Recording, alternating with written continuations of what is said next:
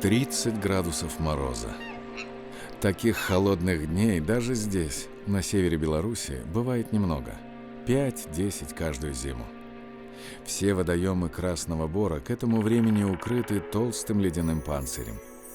И только здесь, на озере с немного странным болотистым названием Бузянка, вода остается открытой. Все из-за ключей. Быстрая подземная вода, став у берегов озера подводной, не дает замерзнуть какой-то части водоема ни при каких морозах. Неудивительно, что зимующие в Красном Бору птицы летят именно сюда, к открытой пока еще воде. Два вида лебедей, утки и даже серые цапли собираются в стаи, заполняя полыньи и окраины льдин возле воды. Мороз заставляет птиц перемещаться все ближе и ближе к берегу, где они рискуют стать добычей хищников, как пернатых, так и четвероногих.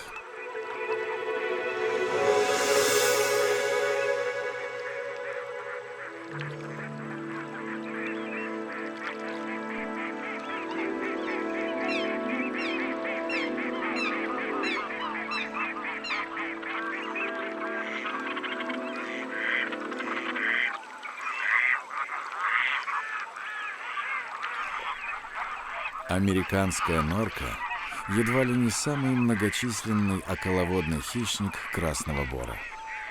Эта норка каждый день, дважды, утром и вечером, обследует берега реки Свольна и озера Бузянка в надежде обнаружить возможную добычу.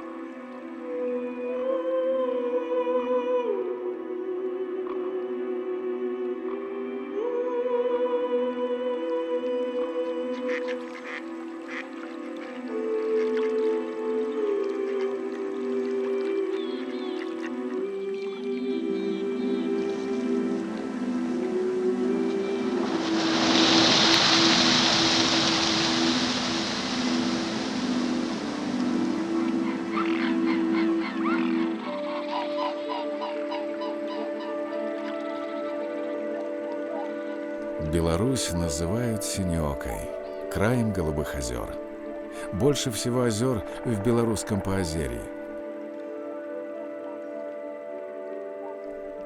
85 тысяч лет назад на этом месте были обширные ледяные поля. Ледники таяли, оставляя после себя в окружении лесов и болот синие зеркальца озер. Их в Красном Бору 58.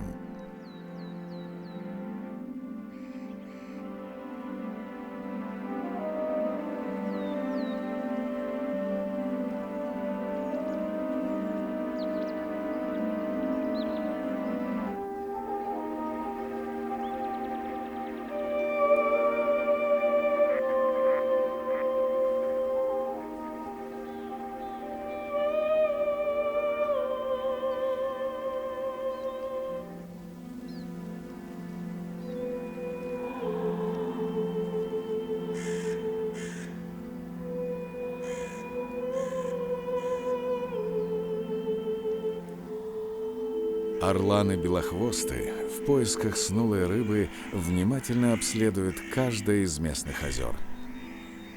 Осенью большая часть орланов откачевывает в южные районы, к местам зимовок водоплавающей птицы на Черном и особенно Каспийском морях.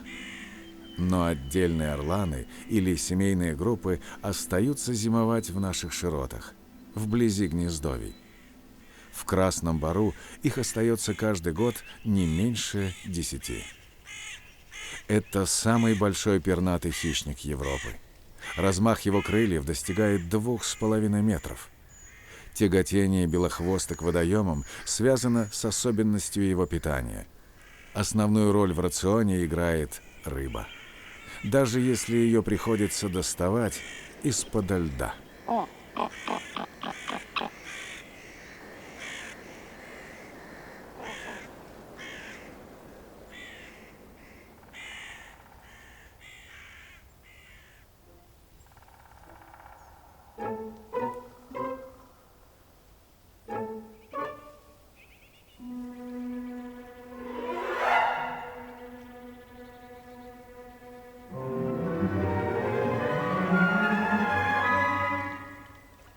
Незамерзающие полыньи на реках дают возможность местным бобрам круглый год пополнять свои подледные запасы кормов.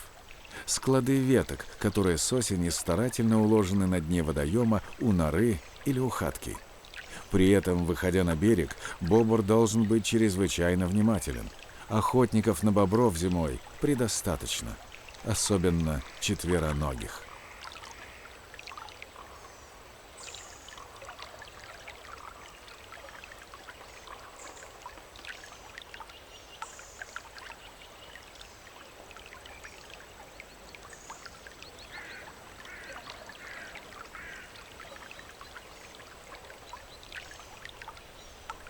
Под водой красиво и безопасно.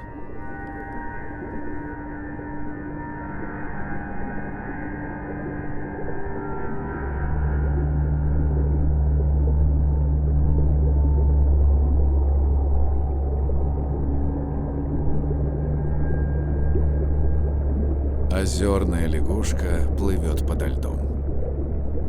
Лягушки стараются зимой найти для себя наиболее теплое и уютное местечко. Как правило, большинство этих амфибий устраивают себе зимовку в слое мягкого и рыхлого ила.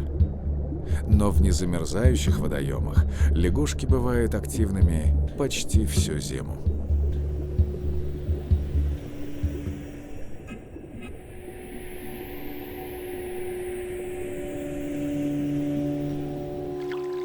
Лягушки и особенно рыбы интересуют самых стремительных четвероногих рыболовов здешних водоемов – выдр. В период зимовки у рыб резко снижается активность, уменьшается потребление пищи, замедляются процессы роста. Часть рыб – лещи, карпы, лини – собираются в зимовальных ямах. Другая часть рыб не уходят на зиму с привычных мест обитания. Именно за ними предпочитают охотиться зимой местные рыбы-хищники – окунь, щука, судак.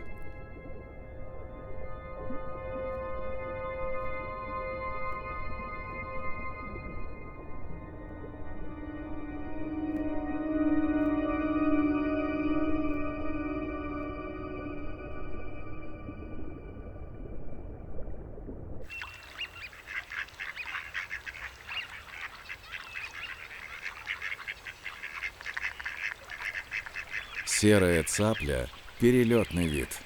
В последние годы все чаще цапли остаются зимовать в Беларуси, в том числе и в Поозерье. Главное для успешной зимовки цапли, как и для других пернатых, незамерзающие водоемы, богатые рыбой.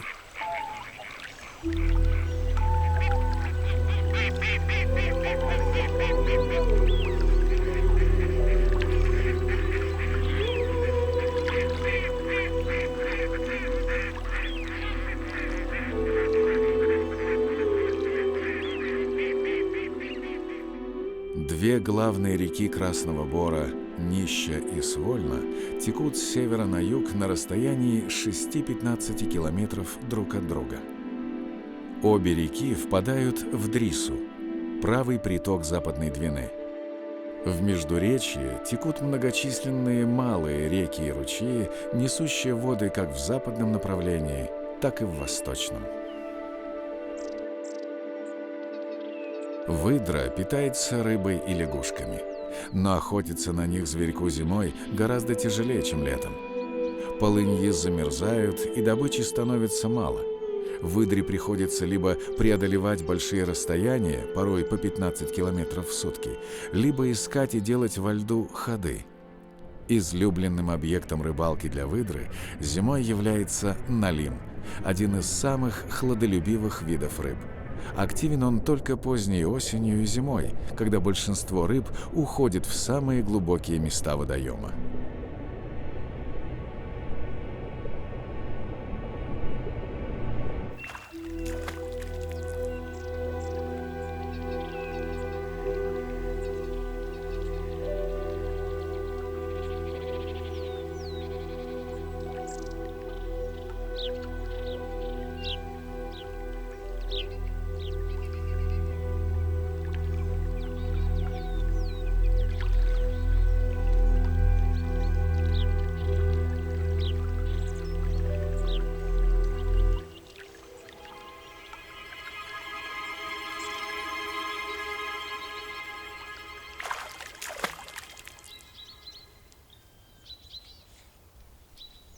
Молодые волки не уверены, стоит ли обращать внимание на неожиданный подарок от выдры – небольшую свежевыловленную щуку. Зима – время волчьих свадеб. Проходят они с конца января до середины марта. В это время взрослые самцы уводят самок от остальных членов стаи, а волчья молодежь учится обходиться без вожаков.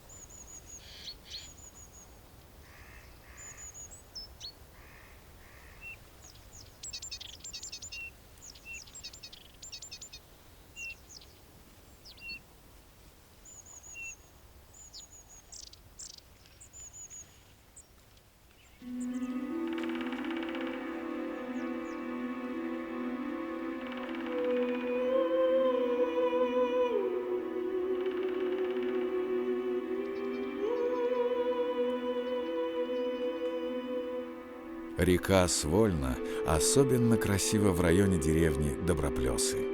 Здесь ее русло наиболее извилисто. Высокие берега позволяют селиться здешним бобрам в норах. А вот в районе озера Свольна берега реки становятся низкими, заболоченными. И бобры здесь строят хатки.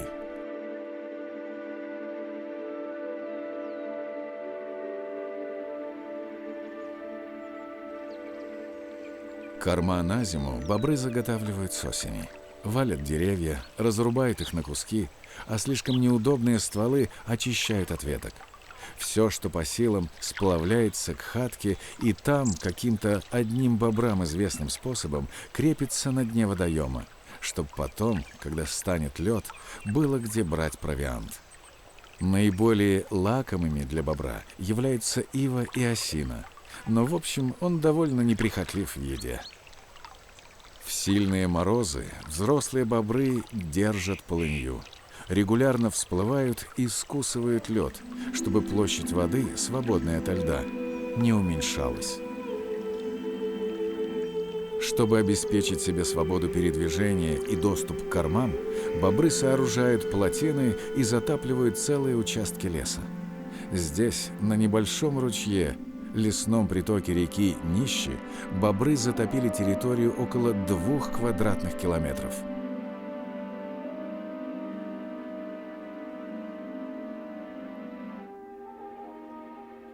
Такой бобровый лес привлекателен для разнообразных воробьиных птиц и дятлов. Ослабленные и усыхающие подтопленные деревья заселяются насекомыми и их личинками.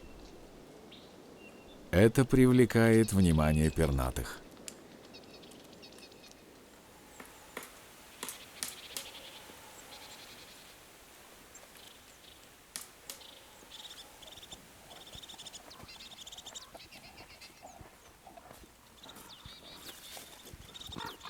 Вольно живущее стадо зубров в охотничьем хозяйстве «Красный Бор» создано в 2015 году.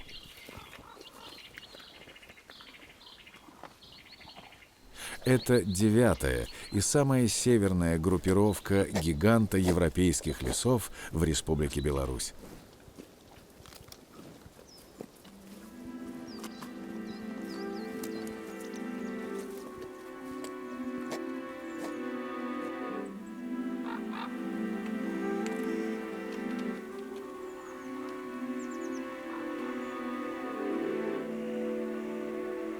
Как и любое другое животное, зубр не может без воды, хотя бы для того, чтобы утолить жажду. Но зимой, когда привычные речки и канавы замерзают, зубров на льду поджидают неожиданности.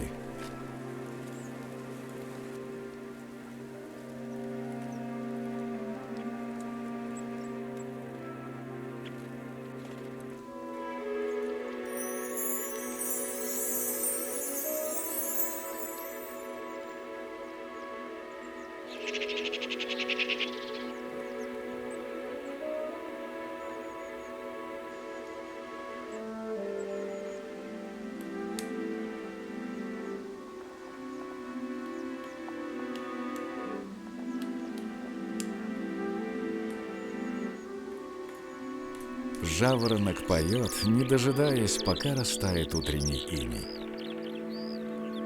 Ведь пришла весна.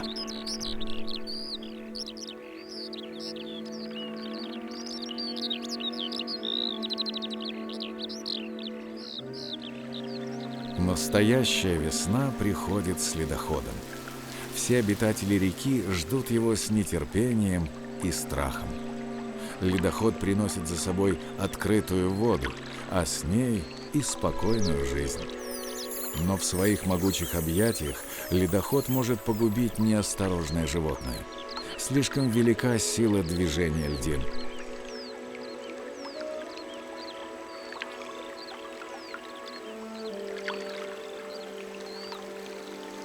Орланы знают это свойство ледохода и с утра занимают удобные места на верхушках деревьев по берегам реки.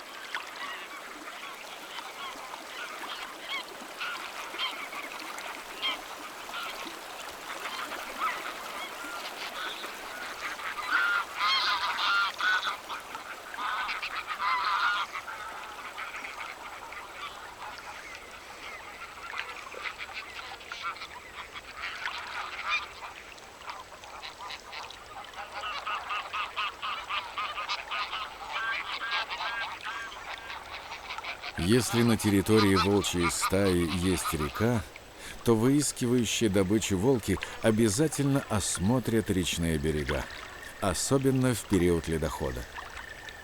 Волки не могут существовать далеко от воды. Даже свои логово они устраивают всегда так, чтобы вода была рядом.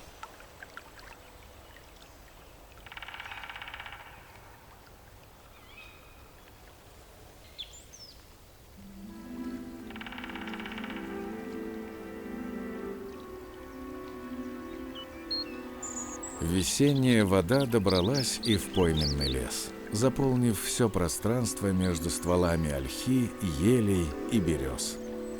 Отоспавшись зиму в своем укрытии норе, между корней осины голодный еж теперь не прочь полакомиться. Да вот незадача, вода кругом. И ежу приходится плыть.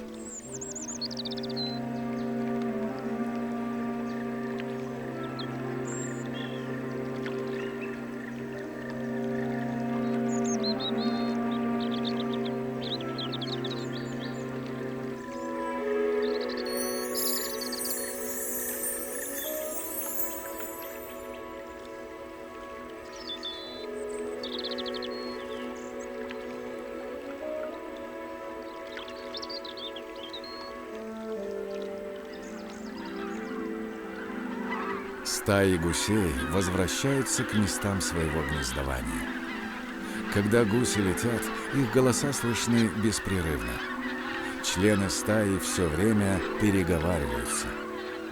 Отправляясь за несколько километров на кормежку, все гуси летят беспорядочной группой. Но когда они пускаются в дальний путь, летят правильными рядами.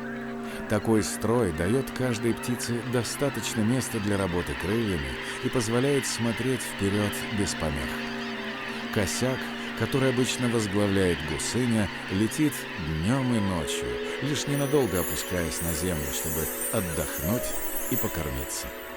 В непогоду на удобных территориях птицы могут задержаться на несколько дней. Так образуются подобные скопления гусей. Гуси, отдыхающие на пролете, чувствуют себя полноправными владельцами этих временных мест обитания, хотя они живут там всего несколько суток.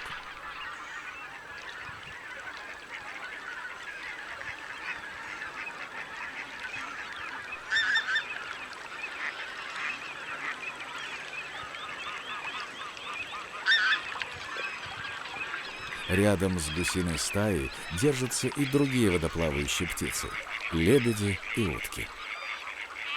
И белолобый гусь, и гуменник не сильно привязаны к воде, где эти гуси прекрасно ходят и даже бегают по суше. Они любят пастись днем на лугах, иногда в значительном удалении от воды, возвращаясь к ней лишь вечером для безопасного ночлега. Канадская казарка многочисленна в тундрах Канады и Аляски. В Европу этот вид завез человек. Сначала в Англию, Шотландию и Скандинавию. В последние годы она стала гнездиться еще шире. В Голландии, Бельгии, Франции, Австрии, Финляндии, Эстонии. А теперь встречается и в Беларуси.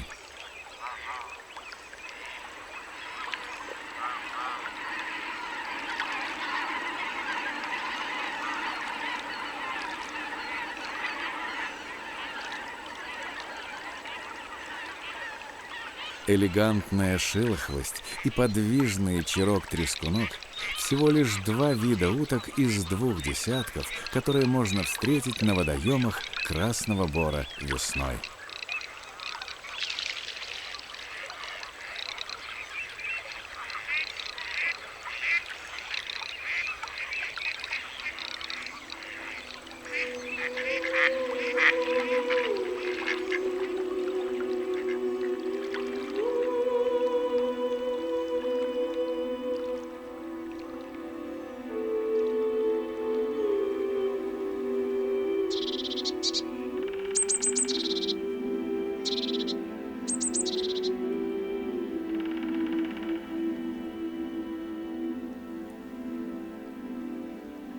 Большие выпи обитают в водоемах со стоячей водой или со слабым течением, заросших тростником и камышом. Ведут они скрытный, сумеречный образ жизни, редко попадая на глаза человеку. Основным кормом для большой выпи служит рыба, крупные водные насекомые, земноводные.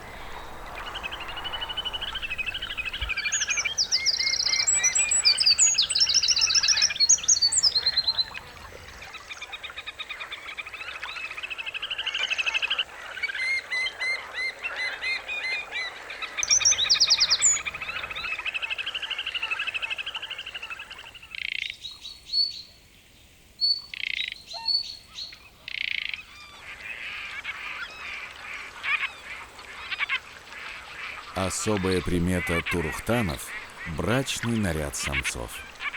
Весной у них на шее вырастает необыкновенный воротник из удлиненных перьев. Расцветка этого украшения может быть самых неожиданных цветов. Невозможно найти 2 одинаково расцвеченных самцов. Миллионы птиц такуют каждой весной, и среди них не бывает 2 одинаковых.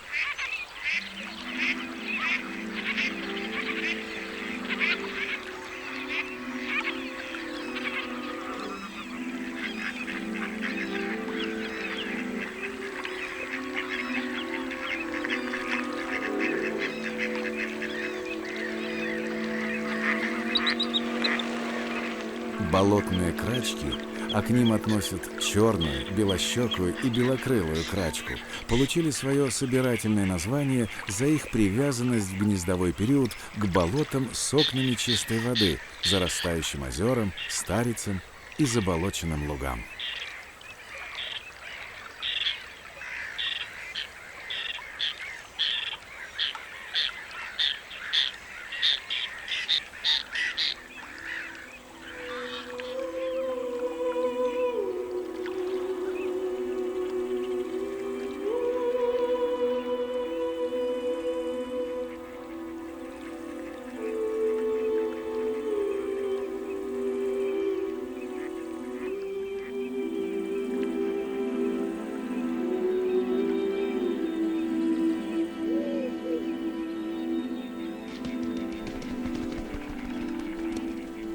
Постоянные места гнездования серого журавля – болота, заболоченные поймы рек и озер, места, поросшие камышом, тростником и кустарником. На гнездовании живут эти редкие птицы отдельными парами. Гнезда строят на большом расстоянии друг от друга, не ближе 5-6 километров.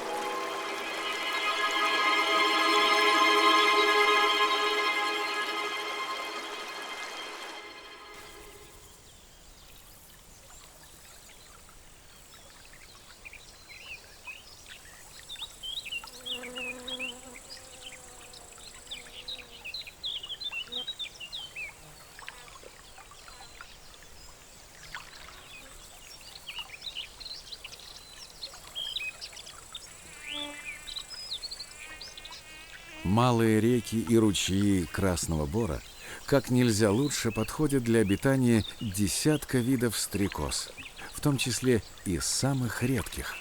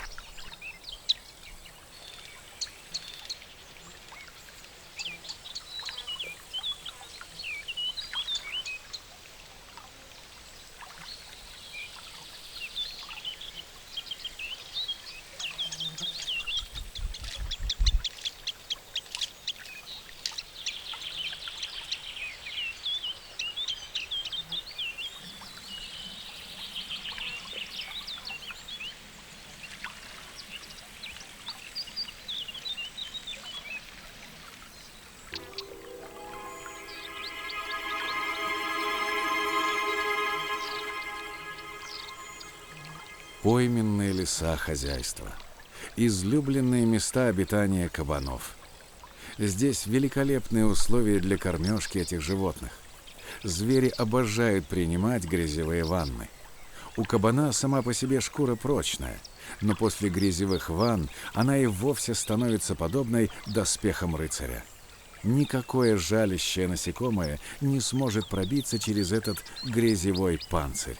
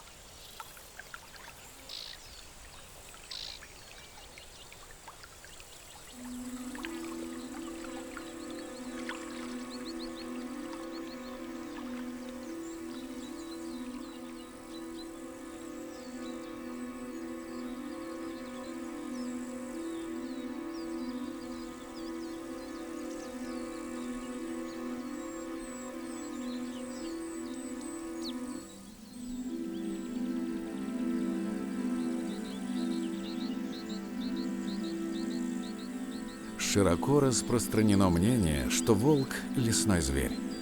Но он избегает сплошных массивов леса. Волк посещает опушки, старые вырубки, водоемы и болота. У волчьей стаи есть четко определенная территория – семейный участок.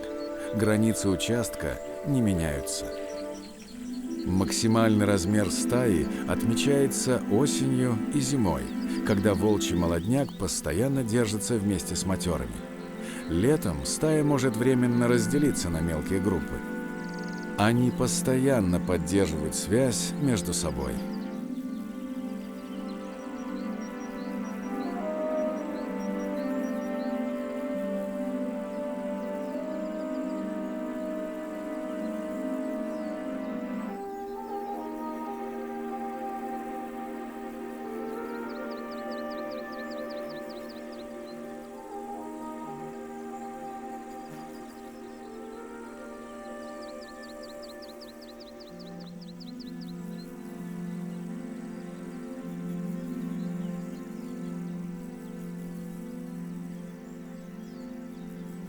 Скопа настолько приспособилась во время рыбалки зависать над водой, что в значительной степени утратила способность к маневренному полету. Именно поэтому свои гнезда она сооружает всегда на вершинах деревьев, куда может опуститься без особых препятствий. Такие деревья в Беларуси скопа находит на верховых болотах. Близость к гнезду крупного водоема, богатого рыбой с прозрачной водой, очень важна. Большинство местных скоп гнездится на болоте большой мох. После вылупления птенцов самка находится у гнезда. Самец охотится. Ежедневно, в течение 2 месяцев, а ровно столько находится в гнезде птенцы, он должен приносить по 5-6 рыбин.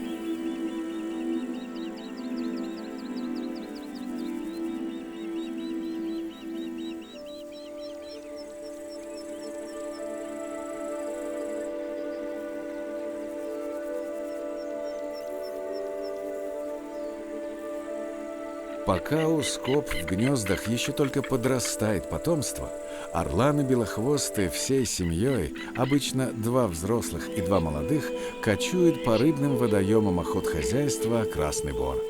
Орлан-белохвост – один из самых раннегнездящихся видов птиц. Уже в феврале белохвосты начинают новый гнездовой цикл, возвращаются к гнездовым постройкам. Птенцы держатся в гнезде около 3 месяцев, пока, наконец, не подрастут и не окрепнут настолько, что в состоянии будут его покинуть. Происходит это в июне. Но долгое время после вылета из гнезда молодые орланы будут держаться с родителями, постигая от них премудрости взрослой жизни. Все лето родители своим примером показывают молодняку, где и как нужно ловить рыбу.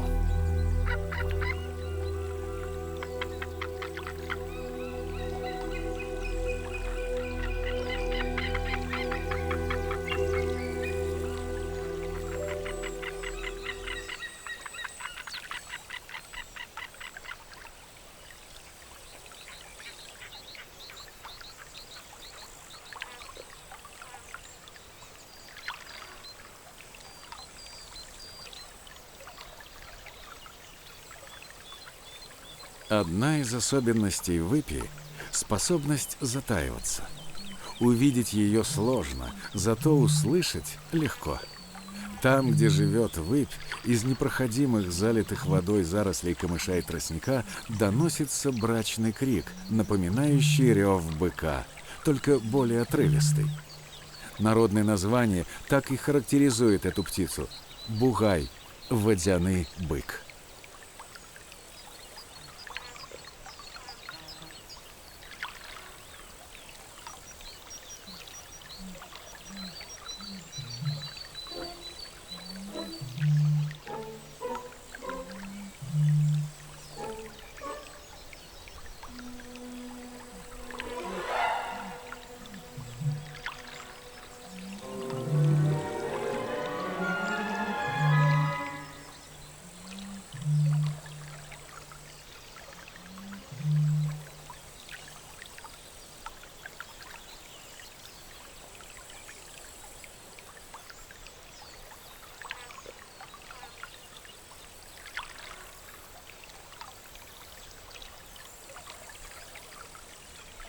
Семья бобров не допускает других сородичей к своим владениям. На реке семейный участок может быть длиной от 300 метров до 3 километров. Все зависит от кормности береговой растительности. Бобр – вегетарианец. В его осенний и зимний рацион входят молодые побеги многих древесных пород, а летом в пищу идут таволга, рогоз, камыш и целый ряд других водных и прибрежных растений. Всего более 400 видов. У бобра отменный слух, хотя маленькие уши едва заметны среди меха. И уши, и ноздри при нырянии плотно закрываются. Глаза бобра тоже невелики и снабжены важным приспособлением – прозрачной мигательной перепонкой, 3 веком. Эти перепонки закрывают глаза при погружении в воду, надежно предохраняя их от травм и позволяя видеть в более плотной, чем воздух, среде.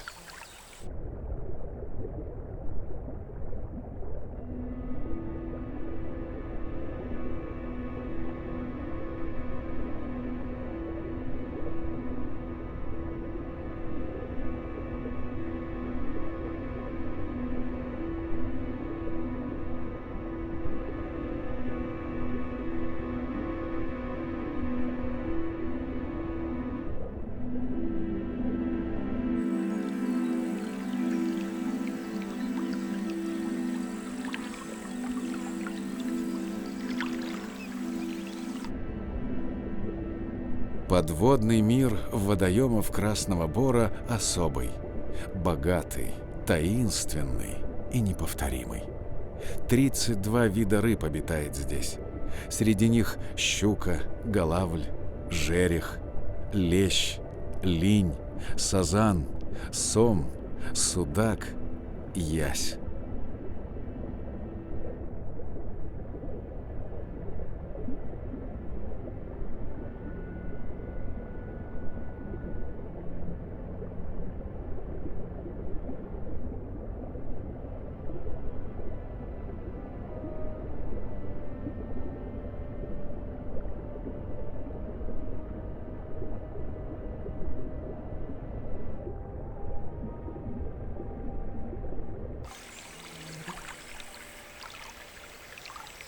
Рыба – основная добыча цапель.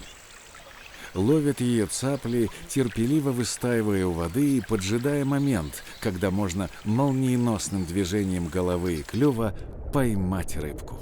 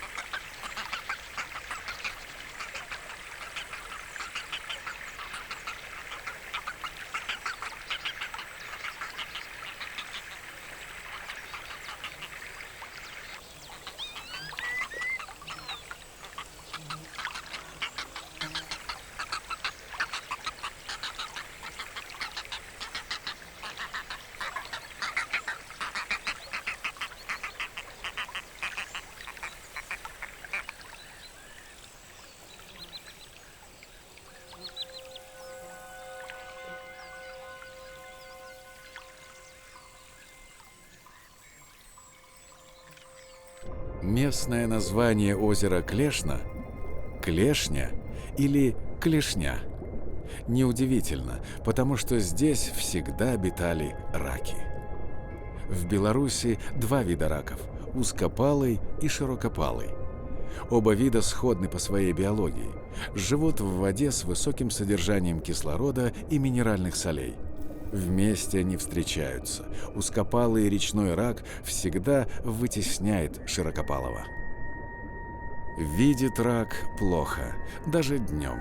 В поисках пищи ему помогают обоняние и осязание. Питается он в основном водными растениями, но нередки в его рационе моллюски, черви и их личинки.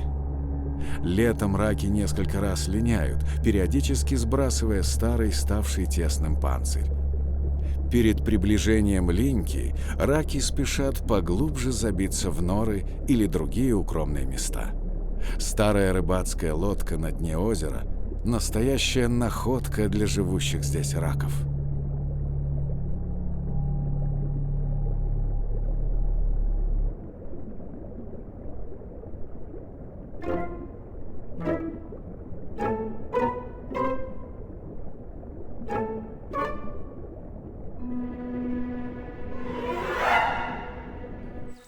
В рационе норки раки играют не последнюю роль. Норки – удачливые и добычливые охотники, обладающие изрядной силой и смелостью.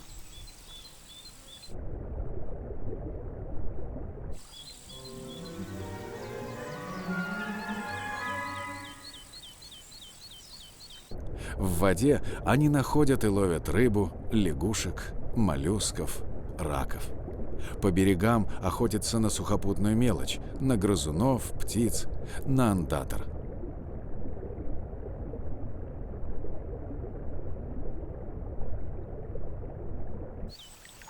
Живет американская норка по берегам водоемов, выбирая участки с завалами деревьев, кустарников с выступающими корнями. Предпочитает небольшие лесные речки. Между завалами деревьев зверек и находит надежное убежище.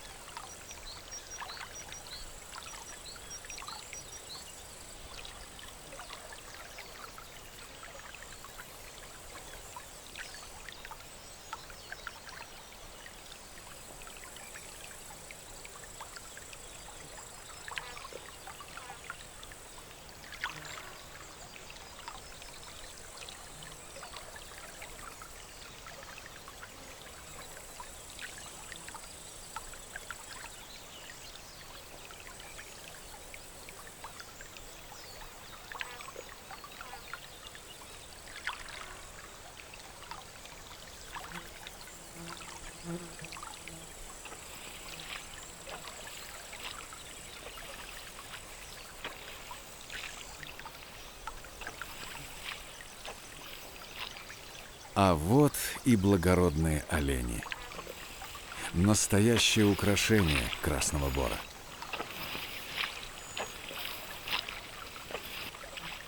Осенние дни для самцов благородного оленя самые неспокойные, даже волнительные. Сейчас у них период рыцарских турниров, брачного рева до полного головокружения, безудержных ухаживаний за красавицами-оленухами.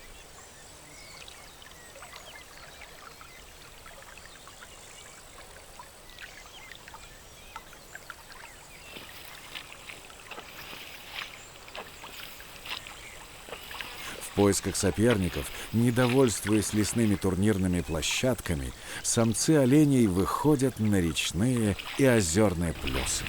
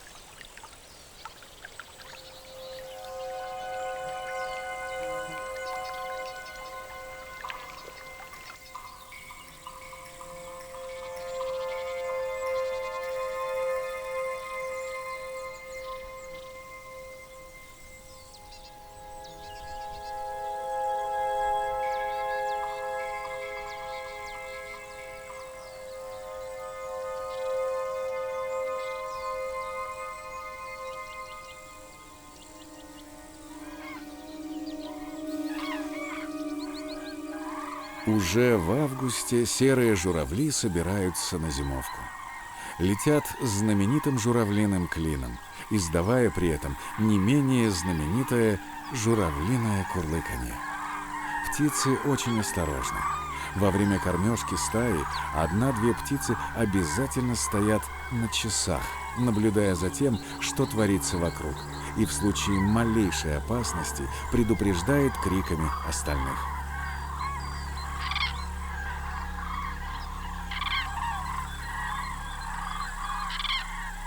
А на прощание, перед отлетом, журавли танцуют. Танцуют не только взрослые птицы, но и молодые.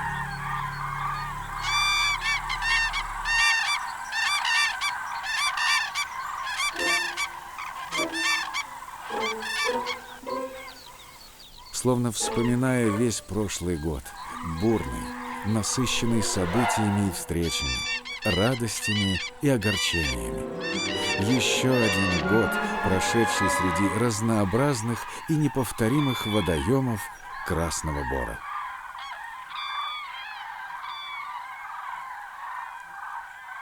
Журавли улетят на далекие зимовки, оставив на родине своих недавних соседей — лебедей-кликунов, уток, серых цапель, бобров и норок, выдр, оленей, зубров. Но новой весной обитатели всех озер в междуречье Нищи и Свольной встретятся снова.